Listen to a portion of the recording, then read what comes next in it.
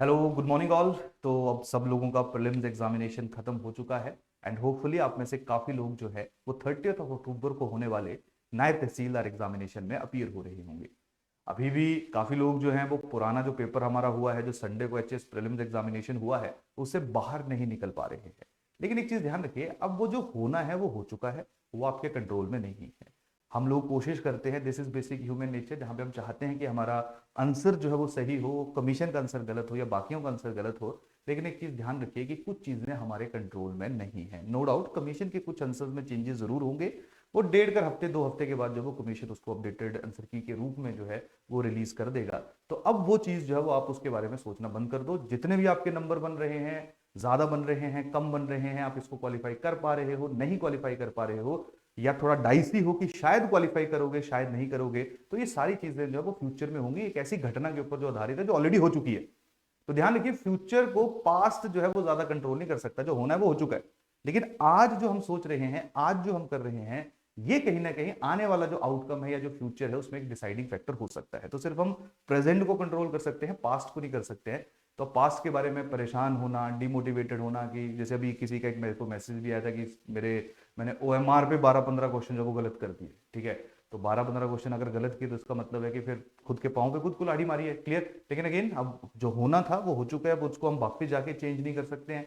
या आप में से बहुत सारे लोग हैं जिन्होंने करेक्ट इनकरेक्ट नहीं पढ़ा होगा। क्लियर। आप में से बहुत सारे लोग हैं जिनको लगा होगा कि यार इसको मैं कर देता हूँ, आपने नहीं किया होगा लेकिन वो सही होगा। तो ये सबके साथ होता है, ये बहुत नॉर्मल है। ऐसा मत सोचिए कि आप ही के साथ गलत गलत हुआ है, या आपके साथ जो वो धोखा हुआ है, या आपकी जो किस्मत ही खराब है, ऐसा कुछ नहीं है। हर एक स्टूडेंट के साथ ऐसा होता है। कोई भी ऐसा नहीं होगा जिसके साथ ऐसा नहीं हुआ होगा, हर इंसान के साथ ऐसी चीज है। क्लियर। तो अब इस चीज को बिल्कुल शट कर दो, बंद कर दो, क्योंकि ऐसा नहीं है कि अब आपके पास बहुत ज्यादा टाइम है ना अपनी जो प्रिपरेशन है उसको फिर से रीप्लान करने का। अब सीधा ही आप लोगों का 30th ऑफ अक्टूबर को, 30 अक्टूबर को आप लोगों का नायब तहसीलदार का प्रीलिम्स एग्जामिनेशन है। तो अब उसमें काफी लोग हमसे पूछ भी रहे थे कि सर मैनेज कैसे करें, क्योंकि यहां पे देखिए दो तरह के लोग हैं। एक वो लोग हैं जिनको लग रहा है कि वो क्वालिफाई कर लेंगे, चाहे वो डाइसी हैं, 50-50% चांसेस हैं। 50-50% चांसेस का मेरा मतलब है कि जो 90 to 100 मार्क्स ले रहे हैं, ये मैं जनरल कैटेगरी की बात कर रहा हूं, जो 90 से 100 के बीच में नंबर हैं, वो अभी भी ज्यादा श्योर नहीं है, क्योंकि कुछ क्वेश्चन निकलेंगे कुछ आएंगे। तो 90 to 100 के बीच में लोगों को थोड़ा 50-50% वैसे भी रहता है, क्योंकि पिछली बार कट ऑफ जो वो काफी ज्यादा गई थी। लेकिन पिछली बार कट ऑफ ज्यादा जाने का एक बहुत बड़ा कारण था, एक पैराग्राफ जो 10 नंबर का था वो सभी लोगों का सही था, जिसके कारण कट ऑफ जो थोड़ी शूट की थी। क्लियर। तो 90 to 100 के बीच में लोग जो वो थोड़े से परेशान हैं। मेरे को ऐसा लगता है, देखिए अगर हम लोग भी थोड़ा असेसमेंट डिफरेंट रहते हैं, मेरे को ऐसा लगता है कि 90 to 100 के बीच में जो लोग हैं उनको वैसे भी मेंस की तैयारी कर लेनी चाहिए। और इवन अगर आपके 90 से कम भी नंबर है, तो क्योंकि एंटी प्रीलिम्स एग्जामिनेशन है, प्रीलिम्स एग्जामिनेशन के बाद आप सब लोगों को मेंस की तैयारी कर लेनी चाहिए, क्योंकि अगले साल तो अपने मेंस लिखना ही लिखना है।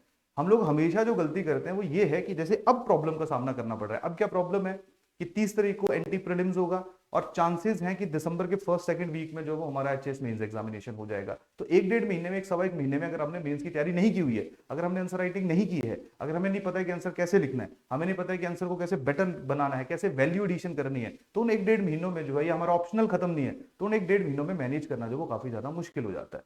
तो यही कारण है कि जो प्रिपरेशन होती है पूरे एक साल की तैयारी होती है, तो एक साल पूरा डेडिकेटेडली लगाना होता है, ताकि जो एक महीना बचेगा भी हमारे एंटी प्रीलिम्स एग्जामिनेशन के बाद, उसमें हमारे पास सिर्फ रिवीजन करने का काम हो, इसके अलावा हम नई चीज कोई ऐड उसमें ना करें। क्लियर। तो छोटी छोटी सी चीजें होती है, पर चलिए अब जैसा सिचुएशन है हमें उसी के अकॉर्डिंगली जो अपनी प्लानिंग बनानी है। तो वो लोग जो क्वालिफाई करने के जिनके चांसेस हैं, संभावनाएं हैं, मैं तो चाहता हूं कि कट ऑफ और कम चली जाए, लेकिन मेरे या किसी के चाहने से कुछ नहीं होता है। क्लियर। कट ऑफ जब 80 से कम तो नहीं जाएगी, लेकिन जिस तरीके का पेपर है और जैसे आंसर की आई हुई है, और उस जैसे जो पिछली बार के लोग जिनके 130 40 नंबर आ रहे थे और उनके इस बार नंबर 110 115 पे वो पहुंच गए हुए हैं। क्लियर। तो इसका मतलब है कि एग्जाम जो है उसका लेवल काफी ज्यादा था, स्पेसिफिकली रियल टाइम सिचुएशन में, क्योंकि उस एग्जाम में एग्जामिनेशन हॉल के अंदर बैठ के क्वेश्चन में फैक्चुअल गलती करने के चांसेस, उन छोटे छोटे फैक्ट्स जो बड़े क्लोजली एसोसिएटेड फैक्ट्स उनमें गलती करने के चांसेस जो है वो वैसे भी इंक्रीज हो जाते हैं, वैसे भी ज्यादा हो जाते हैं। क्लियर। तो आई थिंक कट ऑफ जो है वो नहीं जाएगी 3 डिजिट्स में, तो नहीं जाएगी, 2 डिजिट्स में ही जाएगी। क्लियर। पहले हम 95 to 100 बोल रहे हैं, अब लग रहा है हमें कि 90 to 100 के बीच में भी जा सकती है। क्लियर। क्योंकि अब थोड़ी चीजें और ज्यादा चेंज हुई हैं। तो मेन है जो एक्सपेक्ट कर रहे हैं, जिनका 100 से ऊपर है वो तो श्योर है, वो तो मतलब मान लीजिए कि वो मेंस लिख रहे हैं इस बार। क्लियर। जो लोग क्वालिफाई नहीं कर पा रहे हैं, यानी कि जिनको मैं ऐसा कहूं कि जो 80 85 या 80s में जिनके नंबर 80 85 के आसपास नंबर बन रहे हैं, उससे कम नंबर हैं, अगेन जनरल कैटेगरी की मैं यहाँ पे बात कर रहा हूँ, अगर वो मान लीजिए कि क्वालिफाई नहीं कर पा रहे हैं, तो अब उनके पास जो समय है वो एनटी की प्रिपरेशन करने का पूरा है। यानी कि जो नहीं क्वालिफाई कर रहे हैं उनका अब 100% डिवोशन जो है वो किसके ऊपर जाएगा, वो एंटी प्रीलिम्स एग्जामिनेशन के ऊपर जाएगा। और जो क्वालिफाई कर पा रहे हैं, जिनको लग रहा है कि वो क्वालिफाई कर सकते हैं, उनका जो डिवोशन है, और वो एनटी के एग्जाम दे रहे हैं, जो एनटी के एग्जाम नहीं दे रहे उनको तो 100% मेंस के ऊपर ही जो है वो फोकस करना है, लेकिन उनके लिए शायद ज्यादा प्रॉब्लम नहीं है। प्रॉब्लम उनके लिए है जो एनटी का पेपर भी दे रहे हैं और एचएस की मेंस की कॉल भी एक्सपेक्ट कर रहे हैं। तो यहाँ पे आपको टाइम जो है वो थोड़ा सा डिवाइड करना पड़ेगा। डिवाइड कैसे करना पड़ेगा, आप लोगों को अपना 70% 70:30%, क्लियर, या 60% या 40%, ये वाला जो एरिया है this is for your mains examination. यानी कि आप लोगों को जो मेंस एग्जामिनेशन के जो कुछ टॉपिक्स हैं, अब ध्यान रखिए, अब आप आंसर राइटिंग में सजेशन नहीं करूंगा आपको, बिल्कुल भी आंसर लिखने की कोई जरूरत नहीं है इस टाइम पे, क्योंकि अब आप लोग थोड़ा सा मेंस या जो आपने जो नायब तहसीलदार का प्रीलिम्स एग्जामिनेशन है उसमें भी अपीयर होना है। तो यहाँ पे मेंस ओरिएंटेड आप क्या करोगे, मेंस ओरिएंटेड दो चीजें हैं, एक हमारा जनरल स्टडीज है, दूसरा हमारा ऑप्शनल है। पहले सबसे पहले जो फर्स्ट प्रायोरिटी दो वो दो जनरल स्टडीज को, क्लियर। जनरल स्टडीज जो है, अगर मान लीजिए कोई टॉपिक आपका बचा हुआ है, उस टॉपिक को उठाओ और उस टॉपिक के ऊपर जो वो कंटेंट रीड करना शुरू कर दो, उसके बारे में पढ़ना शुरू कर दो।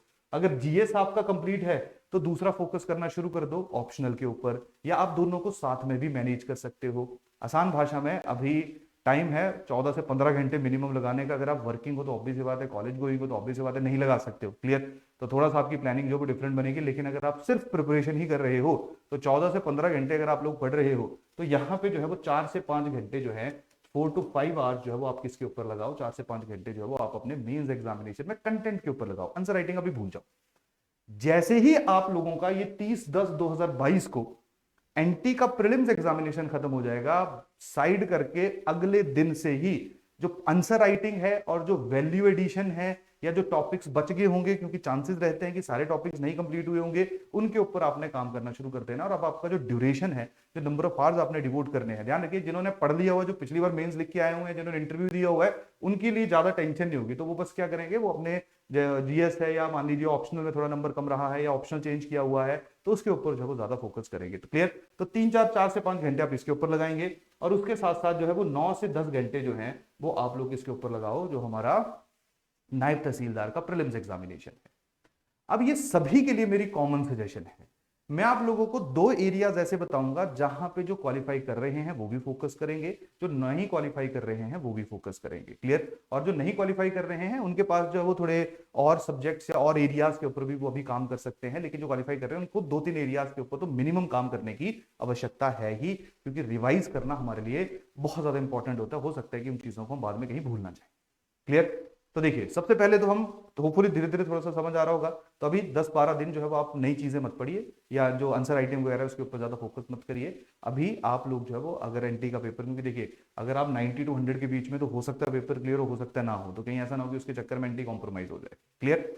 अब देखो, इससे पहले हम आगे बढ़े, सबसे पहले हम लोग सिलेबस देख लेते हैं कि सिलेबस कैसा है। वहीं से आपको पता चल जाएगा कि अब इन 13-14 दिनों में आपने किन दो एरियाज के ऊपर सबसे ज्यादा फोकस करना है। फिर मैं आप लोगों को रियल पिक्चर भी बताऊंगा। रियल पिक्चर का मेरा मतलब है कि लिखा तो है कि इतने इतने नंबर का ये आएगा, पर क्या सच्चाई में ऐसा आता है या नहीं आता है। देखो, एंटी प्रीलिम्स एग्जामिनेशन का जो सिलेबस है वो आप लोग यहाँ पे देखिए, 30 नंबर की हिमाचल जीके आएगी, 50 नंबर का जो है वो आपका करंट अफेयर आएगा, और 40 नंबर जो है, 40 नंबर जो है उसका क्या आएगा, उसका जो है वो आप लोगों का जीएस आएगा, जैसे हिस्ट्री, पॉलिटी, कल्चर, इकोनॉमी, इस तरह के सब्जेक्ट पूछे जाएंगे, क्लियर। ये तो कमीशन ने दिया हुआ है। रियलिटी में देखो क्या हुआ है, 2012 प्रीलिम्स में जनरल स्टडी के 60 थे, 14 में 75 थे, 16 में 60 थे, 18 में 60 थे। तो मतलब जो जीएस है, जो लिखा 40 है, लेकिन उसके क्वेश्चन जो है वो हमें ज्यादा देखने को मिलते हैं, 60 क्वेश्चन देखने को मिलते हैं। हिमाचल जीके जो है उसमें कंसिस्टेंसी है, हिमाचल जीके लिखा भी 30 है और पूछे भी 30 जाते हैं। और दूसरा जो इंपॉर्टेंट एरिया है उसमें एक साल को छोड़ दिया जाए तो 30 क्वेश्चन जो है हम लोगों को करंट अफेयर से देखने को मिलते हैं। यानी कि अगर टोटल 120 क्वेश्चन हैं तो उन 120 क्वेश्चन में से 60 क्वेश्चन जो हैं वो हमारे करंट अफेयर और एचपीजीके के ऊपर रहेंगे, और 60 क्वेश्चन जो हैं वो जनरल स्टडीज के ऊपर रहेंगे, क्लियर। तो जो लोग इस बार मेंस को क्वालिफाई करना एक्सपेक्ट कर रहे हैं और एनटी का प्रीलिम्स एग्जामिनेशन भी दे रहे हैं, वो कुछ नई चीज नहीं पढ़ेंगे, क्योंकि जीएस में आपने अच्छा परफॉर्म किया होगा, हिस्ट्री, पॉलिटी, ज्योग्राफी आपकी अच्छी हुई होगी। अगर देखिए हिस्ट्री जैसी प्रीलिम्स में आई है, अगर वैसी एनटी में भी आ जाएगी तो अभी कोई रामबाण नहीं है हमारे पास भी क्लियर कि 10 दिनों में जो वो चीजें चेंज करें। हाँ, कहीं ना कहीं हम सब लोगों के लिए एक अलार्मिंग साइन है कि अब हिस्ट्री में चीजों को अपडेट करने की आवश्यकता है, सभी लोगों के लिए है क्लियर, क्योंकि जो बेसिक बुक्स है वहां से तो सवाल डायरेक्टली नहीं आए हैं। तो अब जो समय है वो ये है कि अगर हिस्ट्री में से जो पड़ी हुई है उसी को अगर आपने रिवाइज करोगे, उसी के ऊपर भी चले जाओगे और इस तरह का पेपर आ जाएगा, तब भी आपको कोई बड़ा ज्यादा बेनिफिट इस बार होने का नहीं है क्लियर। तो जो क्वालिफाई कर रहे हैं वो दो चीजों के ऊपर अभी भी फोकस करेंगे, जिसमें से पहली चीज होगी एचपीजी के, चाहे आपने 20 में से 15 क्वेश्चन सही किए हों, क्लियर हो सकता है किए होंगे, चाहे आपने 20 में से 15 क्वेश्चन सही किए और आपको लग रहा है कि आपका एचपीजीके बहुत अच्छा है, लेकिन ध्यान रखिए एचपीजीके में एक और एक्स्ट्रा लाइन जो है वो आपके एचपीजीके के नॉलेज को कम कर सकती है या आपके क्वेश्चन अटेम्प्ट करने की क्षमता को कम कर सकती है। तो अभी भी आपने एचपीजीके, इकोनॉमिक सर्वे, इनके ऊपर पूरा फोकस देना है। यानी कि जो मैं 10 घंटे आपको बोल रहा हूं तो उसमें एचपीजीके, करंट अफेयर्स, ये दो ऐसे एरियाज हैं, एक और एरिया मैं आपको बताऊंगा तीसरा भी, ये दो ऐसे एरियाज हैं जिनको आपने मल्टीपल टाइम रिवाइज करना है। और करंट अफेयर्स की अगर मैं बात करूंगा तो आप सब लोगों ने पिछले एक साल का करंट अफेयर तो पढ़ा होगा, लेकिन लेटेस्ट करंट अफेयर नहीं पढ़ा है। तो अभी आप लोग सितंबर और जो अक्टूबर है, 10th ऑफ अक्टूबर, या मैं ऐसा कहूंगा 11-12 अक्टूबर, जब तक आप लोगों के नोबेल प्राइजेस वगैरह मिलते हैं, तो अक्टूबर जो सेकंड वीक तक है या 10-11 अक्टूबर तक जो है वो आप इन करंट अफेयर को, एक 1.5 महीने का जो सवा एक महीने का करंट अफेयर है उसको भी कवर कर लो। देखिए अब ऐसी कोई जरूरी नहीं है कि इस बार आ गया तो उसमें भी आएगा, लेकिन हमें हमेशा जो है वो पैटर्न को फॉलो करना होता है। तो अभी क्योंकि बहुत रिसेंट करंट अफेयर आया है तो देयर आर चांसेस कि हमें अक्टूबर का करंट अफेयर भी स्टार्टिंग का देखने को मिल सकता है। तो हम लोग क्या करेंगे, या जो क्वालिफाई कर रहे हैं वो इस एटलीस्ट पुराना करंट अफेयर नहीं पढ़ना है, लेकिन ये जो 1-1.5 महीने का करंट अफेयर है इसको जरूर पढ़ ले। और ये देखिए ये सजेशन जो मैं दे रहा हूँ ये ऑटोमेटिकली सभी के लिए ही है, लेकिन क्वालिफाई वालों के लिए इसलिए दे रहा हूँ क्योंकि उनको थोड़ा टाइम जो है वो मेंस के लिए भी साथ साथ मैनेज करना है। क्लियर, समझ आ रही कहानी सब लोगों को, कोई नहीं आ रही? तो दूसरी बात ये आ गई। तो क्या समझे आप लोग कि पहला एरिया जिसके ऊपर हम लोग फोकस करेंगे, सारे के सारे लोग फोकस करेंगे, दैट इज एचपीजीके। दूसरा area that is current affair, और करंट अफेयर में पुराना नहीं पढ़ना है, याद है सब कुछ, अच्छा परफॉर्म किया पुराने करंट अफेयर में बढ़िया है, नहीं तो एक सवा एक महीने का करंट अफेयर सारे के सारे लोग जब उसको अपडेट करेंगे। तीसरा जो सबसे इंपॉर्टेंट चीज है, क्योंकि इसके ऊपर एचएस प्रीलिम्स में एग्जामिनेशन में सवाल नहीं पूछे जाते हैं, वो है यहाँ पे सिलेबस मेंशन कहाँ है, ये that is teaching of Mahatma Gandhi. तो आप लोगों ने टीचिंग ऑफ महात्मा गांधी जो उसके ऊपर फोकस करना है। एक बार 3 से 4 सवाल 5 सवाल भी पूछे गए थे इसमें से, क्लियर। तो आप लोगों को टीचिंग ऑफ महात्मा गांधी सभी लोगों ने पढ़ना है, क्योंकि ये आप लोगों के लिए नया है। एचजीएस की जब प्रीलिम्स की प्रिपरेशन हम लोग करते हैं तो वहां पे इसके ऊपर जब वो सवाल कम पूछे जाते हैं, मैं ऐसा कहूं नहीं पूछे जाते हैं, लेकिन एनटी नायब तहसीलदार एग्जामिनेशन में पॉसिबिलिटी होती है। एक बार तो नहीं आए थे, लेकिन मैक्सिमम टाइम जब हम लोग देखते हैं एनटी एग्जामिनेशन को तो वहां पे महात्मा गांधी की टीचिंग जो है उसके ऊपर सवाल पूछे जाते हैं। तो अगेन आप लोगों ने 3 एरियाज के ऊपर मेन फोकस करना है, करंट अफेयर्स, एचपीजीके। और एचपीजीके जब मैं बोल रहा हूं तो एचपी इकोनॉमिक सर्वे अपने आप है। अब काफी लोग पूछ रहे हैं कि सर सर्वे से वैसे क्वेश्चन आएंगे जैसे इसमें एचएस में आए थे या नहीं आए थे। देखिए वैसे हो सकता है ना आए, लेकिन फैक्चुअल सवाल आएंगे, ये जरूरी है। मतलब फैक्ट आपको चाहे 4 में से एक फैक्ट भी पिक करना होगा, वो भी उतना ही मुश्किल है जितना स्टेटमेंट में से फैक्ट को निकालना मुश्किल है। कि अगर वो मान लीजिए 1.97 लिख रहे हैं और 1.96 है, तो 1.96, 1.97, 1.98, 1.99 ये 4 ऑप्शन हो सकते हैं, वहां पे भी आपको कंफ्यूजन हो सकता है। तो फैक्ट तो आपको याद करने पड़ेंगे। तो अभी हिमाचल जीके में सर्वे भी पढ़ो, क्लियर। वैसे इतिहास यही बोलता है एनटी का कि ज्यादा सर्वे से सवाल नहीं आते, लेकिन अगेन मैं फिर बोलूंगा कि पिछले 2-3 सालों में, 2-3 साल पहले इसमें भी एचएस प्रीलिम्स में भी बहुत ज्यादा क्वेश्चन नहीं आते थे, लेकिन 2 सालों से चेंज हो गया पैटर्न में।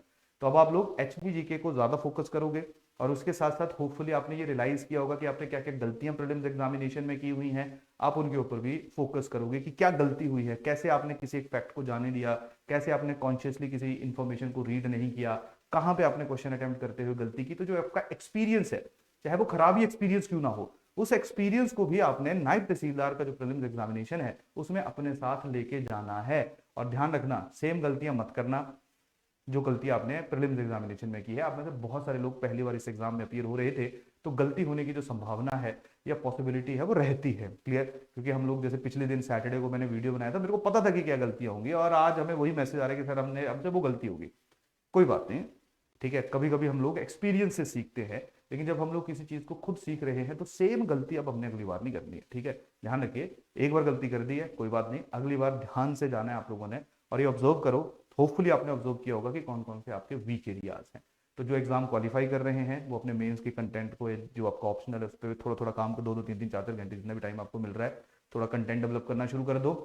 जैसे 30 तारीख को पेपर होगा, इमीडिएटली जो है वो फुल फ्लेज्ड वहां पे फिर मैं एक बार फिर आप लोगों को बताऊंगा कि अब कैसे मेंस के लिए जाना है, और जिनका नहीं हुआ होगा उनको भी बताना है कि एनटी के मेंस के लिए जो वो कैसे जाया जाए, या फ्यूचर के पेपरों को जो है एग्जाम्स को जो है किस तरीके से अप्रोच किया जाए। क्लियर। लेकिन यहाँ पे जो ज्यादा इंपॉर्टेंट चीज है, वो होपफुली जो एग्जाम लिख रहे हैं उनको ये चीज समझ आ गई होगी। जो एग्जाम जिनको लग रहा है कि यार इस बार क्वालिफाई नहीं होगा, लेकिन हम एनटी जो है उसको बेस्ट चांस देना चाहते हैं, लेकिन अब आप खुद सोचिए कि इसका मतलब है कि कहीं ना कहीं अभी भी कुछ एरियाज ऐसे हैं जो आप लोगों के कमजोर हैं, आप लोगों के वीक हैं, जिनके कारण जब आप इस एग्जाम में ज्यादा अच्छा परफॉर्म नहीं कर पाए। तो जो क्वालिफाई नहीं कर रहे हैं उनके लिए पहला सब्जेक्ट तो सेम है कि आपने एचपीजीके जो है अच्छा किया है बुरा किया है कोई फर्क नहीं पड़ता, आपने इसको फिर से पूरी शिद्दत के साथ पूरा डिवोशन 12 से 15 घंटे जो अब इनके रिवीजन के ऊपर लगाना शुरू कर दो। एक स्लॉट रखो एचपीजीके के लिए और दूसरा स्लॉट रखो करंट अफेयर के लिए। अब ध्यान रखना, जो लोग क्वालिफाई नहीं कर पा रहे हैं वो करंट अफेयर जो है वो पिछले पूरे एक साल के साथ साथ ये जो सितंबर और अक्टूबर का फर्स्ट वीक है इसको भी एक बार कवर कर लेंगे। क्लियर। तो करंट अफेयर एक साल का भी आपने रखना है, हो सकता है कि इस बार वो पैटर्न ना फॉलो हो, लेकिन अगेन हम लोगों को पूरा एक प्लानिंग के साथ ही चलना है। तो करंट अफेयर आपने पूरा 1 ईयर करंट अफेयर पढ़ना है till first week of October या till 10th of October, till 10th of October. Clear. दूसरी चीज समझ आ गया। तीसरी चीज आप लोगों के लिए भी सेम है कि आपने ज्यादा फोकस जो है वो गांधीयन थॉट्स के ऊपर करना है। ठीक है, क्लियर जी, गांधीयन थॉट्स को पढ़ना शुरू कर देना है। चौथी चीज, अब ये आप लोग क्या करोगे जो सिर्फ इस बार प्रीलिम मतलब मेंस की कॉल को एक्सपेक्ट नहीं कर रहे हो, आपने जो प्रीलिम्स एग्जामिनेशन दिया अब उसमें से कोई भी जो सब्जेक्ट है जिसमें जैसे मान लीजिए पॉलिटी के 12 सवाल थे और वो 12 में से आपने 10 क्वेश्चन सही कर दिए, इसका मतलब है कि पॉलिटी की प्रिपरेशन आपकी ठीक है। क्लियर। बस ये है कि पॉलिटी के लिए क्योंकि थोड़े फैक्ट्स रहते हैं तो एक बार गो थ्रू कर लेना कि आर्टिकल हैं, अमेंडमेंट है, केसेस हैं, उनको थोड़ा सा याद कर लेना ताकि एग्जाम में आप उनको इमीडिएटली जो है वो रिकॉल कर सको। क्लियर। लेकिन पॉलिटी में अगर आपने अच्छा परफॉर्म किया है, ज्योग्राफी के जितने सवाल आए वो आपने सारे ठीक किए हुए हैं, या मान लीजिए जैसे ज्योग्राफी है, ज्योग्राफी में आपने क्वेश्चन सही नहीं कर पाए, क्यों? क्योंकि आपने मैप नहीं पढ़ा हुआ है, आपको मैप नहीं आता है, तो इसका मतलब है कि अब आप इन पूरे 14 दिनों में जो ज्योग्राफी है उसमें जो मैप है उसको सॉल्व करोगे, कंट्रीज को देखोगे, नदियां झरने जितने भी हैं उन सारे के सारे जो आपका एटलस है या जैसे भी आपने प्रिपरेशन की हुई है या एटलस स्पेसिफिकली जो है उसको पढ़ोगे, उसको अप्रोच करोगे और उसके थ्रू उन क्वेश्चंस को जो आपने गलती की है, क्योंकि ज्योग्राफी में मैप बेस्ड क्वेश्चन जो है ज्यादा पूछे जाते हैं, कंसेप्ट शायद आपके अच्छे हों, मैप बेस्ड क्वेश्चन ज्यादा अच्छे नहीं हो, तो इसका मतलब है कि वो एरिया आपने आइडेंटिफाई कर लिया ज्योग्राफी का कि जी मैप जो है उसके ऊपर मेरे को 10-12-15 दिनों में काम करने की जरूरत है। क्लियर। इसके साथ साथ इकोनॉमी है, इकोनॉमी में बेसिक कंसेप्ट के ऊपर सवाल आया है, अगर मान लो इकोनॉमी में 10 में से 2 ही क्वेश्चन सही कर पाए हो तो इसका मतलब है कि आप जो है वो इकोनॉमी को भी एक बार रिवाइज करोगे। अब इन दिनों में मैं आपको कहूं कि कोई नई किताब पढ़ लो, नया कंटेंट पढ़ लो, तो आई थिंक वो बहुत ज्यादा पॉसिबल नहीं है। तो जो आपके एग्जिस्टिंग नोट्स हैं उन्हीं के ऊपर अभी भी रिलाई करिए, क्योंकि बहुत नई चीजें जो वो आप नहीं पढ़ सकते हो। हाँ ये है जो नया आप पढ़ सकते हो वो हिमाचल जी के इतनी है ना किताबें हैं, बुक्स हैं पढ़ी हुई, बोलोखरा पढ़ी हुई है या जहां से आपने तैयारी की हुई है, नोट्स हैं, उन पे रिलाई करो, उनको मल्टीपल टाइम जो है रिवाइज करो। करंट अफेयर जो है उसके ऊपर पूरा फोकस करो, क्योंकि यहाँ इन दोनों की कोई लिमिट नहीं है, ये तो अनलिमिटेड है, जितना पढ़ोगे उतना कम है। इसके साथ साथ गांधीयन थॉट्स जो है उनके ऊपर जो है वो रिलाई करो। क्लियर। और साथ में जो है अपना जो फोर्थ है, जिनको लग रहा है कि जो जो एरियाज कमजोर थे, अगर किसी के पॉलिटी में 12 में से 2 ही क्वेश्चन सही हैं, इसका मतलब कि पॉलिटी जो है वो नहीं सही है, तो पॉलिटी जो है उसको एक बार जरूर रिवाइज कर लो। तो कहानी क्या है कि जो फोर्थ सजेशन मेरी जो लोग इस बार कि रेदर देन पूरा सिलेबस कंप्लीट करना, क्योंकि पूरा सिलेबस पॉसिबल नहीं है, तो उन एरियाज को आइडेंटिफाई करो जो हमारे एग्जाम के लिए इंपॉर्टेंट है और उसके साथ साथ वो आपके वीक एरियाज भी हैं। तो 14 दिनों में आपने इस स्ट्रैटेजी, इस प्रिपरेशन के साथ जो वो आगे जाना है। क्लियर। और अगेन मैं वही कहूंगा कि कभी भी तुम्हारा पास्ट ये डिटरमाइन नहीं करता है कि तुम्हारा फ्यूचर कैसा होगा, लेकिन तुम्हारा प्रेजेंट जरूर डिटरमाइन करता है कि तुम्हारा फ्यूचर कैसे होगा। तो आप लोग जो है वो आज को परिपक्व करो, आज के ऊपर काम करो, ताकि आगे वो गलतियां ना कर सको जो आप लोगों ने गलतियां जो यहाँ पे की हुई हैं। क्लियर। तो होपफुली आप लोग जो है वो ज्यादा बेटर परफॉर्म करोगे इस बार एग्जाम के अंदर, क्योंकि इसी उम्मीद के साथ जब हम लोग आगे बढ़ते हैं और हमें आगे बढ़ना चाहिए। क्लियर। तो सारी जो निराशा है उसको साइड छोड़ दो, अगर कोई बहुत पॉजिटिव भी है कि वो मेरा पेपर क्लियर हो रहा है, वो भी अपनी इमोशंस को कंट्रोल करो, क्योंकि असली जर्नी उसकी जो है वो मेंस एग्जामिनेशन है। प्री तो सिर्फ क्वालिफाई करके लेके जाएगा, लेकिन जो डिसाइड करेगा कि आपकी सिलेक्शन होगी या नहीं होगी वो मेंस एग्जामिनेशन होगा। तो किसी को भी बहुत ज़्यादा खुशी या बहुत ज़्यादा परेशान होने की आवश्यकता नहीं है, अपने इमोशंस को न्यूट्रलाइज कर दो, न्यूट्रल करो, फोकस जो वो फिर से एग्जाम के ऊपर शिफ्ट करो। चाहे अगर आप एनटी नहीं बनना चाहते हो तो पूरा एचएस मेंस के ऊपर शिफ्ट कर दो। अगर आप एनटी का पेपर भी दे रहे हो तो मैंने आपको अप्रोच बता दी। और अगर आप नहीं क्वालिफाई कर पा रहे हो एचएस प्रीलिम्स तो ऑब्वियसली बात आपके पास यही जो है वो मौका है नायब तहसीलदार एग्जाम के ऊपर 100% फोकस करने का। क्लियर?